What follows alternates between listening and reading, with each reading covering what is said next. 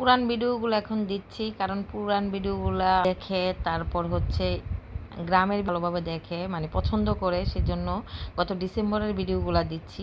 তো গ্রামে যখন গিয়েছিলাম, তখন যেই দিন গিয়েছিলাম সেই দিনই আমরা সকাল হোক বিকেল হোক মানে সারাটা দিন কত জায়গায় টই টই করে, যে এই প্রান্ত থেকে গ্রামের ওই প্রান্ত, উত্তর থেকে দক্ষিণ, কোনো জায়গা বাদ রাখি নেই, সব ঘুরছি। তো আসসালামু আলাইকুম, কেমন আছেন সবাই? আশা রাখছি আলহামদুলিল্লাহ অনেক বেশি ভালো আছেন। আমিও আপনাদের দোয়ায় ভালো আছি। তো খাওয়া দাওয়া, ঘোরাফেরা, আত্মীয় স্বজনদের সঙ্গে আশেপাশের বাড়িঘরের সবার সাথে দেখা সাক্ষাৎ করে বের হইছি গ্রামের এই সুন্দর দৃশ্যগুলো দেখার জন্য। দেখেন আমাদের সঙ্গে কত লোকজন আরও আছে।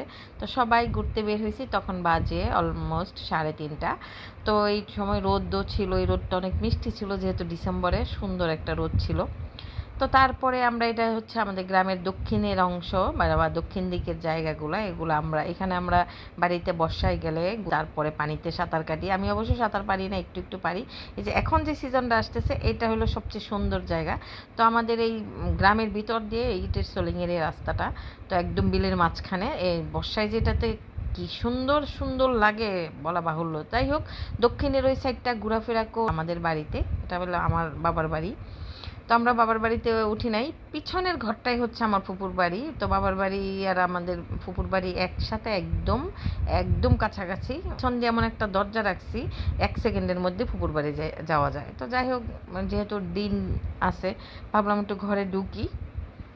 তারপরে আমাদের এই বাড়িটার কাজ করাইতেছে টাইলস করার জন্য, বা আমরা গিয়ে যেন বেড়াইতে পারি, সুন্দর মতন থাকতে পারি সবাইকে নিয়ে। তো আমাদের দোতলায় কোনো রুম হবে না, দোতলাটা পুরো হল রুম থাকবে। তো আমরা দোতলায় সবসময় গল্প আড্ডা, গ্রামে গেলে তো অনেক মানুষজন আসে, অনেক আপনজনেরা থাকে, তাদের সঙ্গে যেন বসে গল্প করতে পারি। এগুলো ফার্নিচারগুলো মোটামুটি এখানে 2-3 সেট সোফা, এগুলো সব গুছায় রাখছে। এটা যখন কমপ্লিট হবে তখন সাজাবো আমরা। তো যাই হোক, ছাদে গিয়েছিলাম একটু। ছাদে আবার আমার ভাইয়ের ছেলে, ফুফাতো ভাইয়ের ছেলেও কবুতর পালে, মানে ছাদে আমার ফুপু এই কাজকর্মগুলো করে। তো আমাদের 3 তলার ছাদ থেকে এই যে আশেপাশে গ্রাম, এটা আমাদের টোটাল, আমাদের একদম সবুজে যে একটা গ্রাম থাকে, সবুজের গ্রাম, অজপাড়াগায় একদম সুন্দর সবুজ গ্রাম। কিন্তু আমাদের গ্রামে অনেক প্রবাসী থাকে, অনেক প্রবাসীদের মানে কষ্টের যে টাকা, সেটা দিয়ে গ্রামটা অনেক সুন্দর হয়েছে। বাড়িঘরগুলো অনেক সুন্দর ছিল, মাটির ঘর ছিল আগে, সবাই ভেঙে ভেঙে একটা বিল্ডিং করতেছে। এই যে একটা মাটির ঘর দেখলেন, এই তো আমাদের রুম থেকে ফুপুর ঘর। তারপর হলো এই যে এটা হচ্ছে আমাদের পূর্ব দিকের একটা জমি জমা, এইখানে চাচাদের আছে, ফুপুদের আছে, আমাদের আছে, সবার মিলে এখানে এই শীতের সিজনে এখানে সবজিগুলা করা। আর দক্ষিণে যেটা দেখছেন, ওখানে শুধু ধান, এই টাইপের ফসলাদি করা হয়। আর এইখানে হলো সব হলো সবজি করা হয়, কত রকমের সবজি যে এখানে, মানে এই বছর গিয়ে দেখলাম, মানে 20 আইটেম মনে হয় হবে, এমন কোনো কিছু নাই যে এখানে করে নাই। তো আমরা সবাই দল বেঁধে গেছি, দেখছি, ঘুরছি, কত সুন্দর মরিচ গাছ, মরিচ হয়েছে। সব কিছু মিলে যখন নাকি আমরা ঘুরতেছিলাম, আমার মনটা একদম ভরে গেছে। আল্লাহর কত নিয়ামত। তো এই যে এখানে মূলা, তারপরে হচ্ছে মানে কোনো কিছুর বাদ নাই, শালগম, ফুলকপি, তারপরে কত কিছু, যে মিষ্টি আলু পরে 2 মাস পরে ফুপু পাঠাইছে, খাইছি, অনেক মজা ছিল। তো এটা হলো একটা মূলা গাছ, বড় হয়ে গেছে।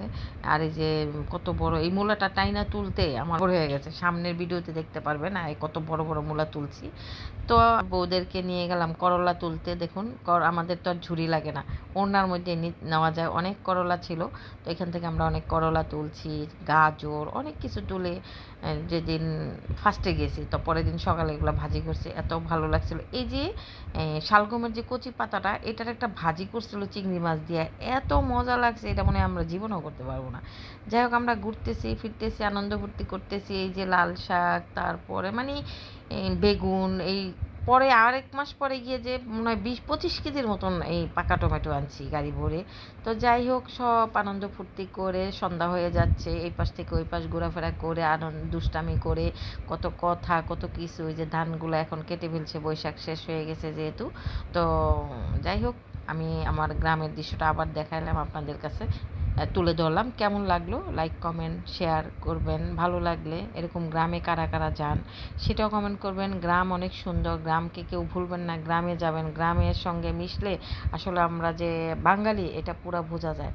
তো আমার ফুপুর সুন্দর সবজি, এখানে মিষ্টি লাউ সব কিছুই উনি আলহামদুলিল্লাহ, আমার ফুপুর হাতে এত সুন্দর সবজি হয়, মাশাল্লাহ মাশাল্লাহ, সবার হাতেই খুব সুন্দর হয়, দেখে খুব ভালো লাগে। আসলে আমরা সঠিক সময়ে গেলে অনেক কিছু খেতে পারি এরকম অথেন্টিকভাবে। তো যাই হোক, আজকের ভিডিওটা এখানে শেষ করছি।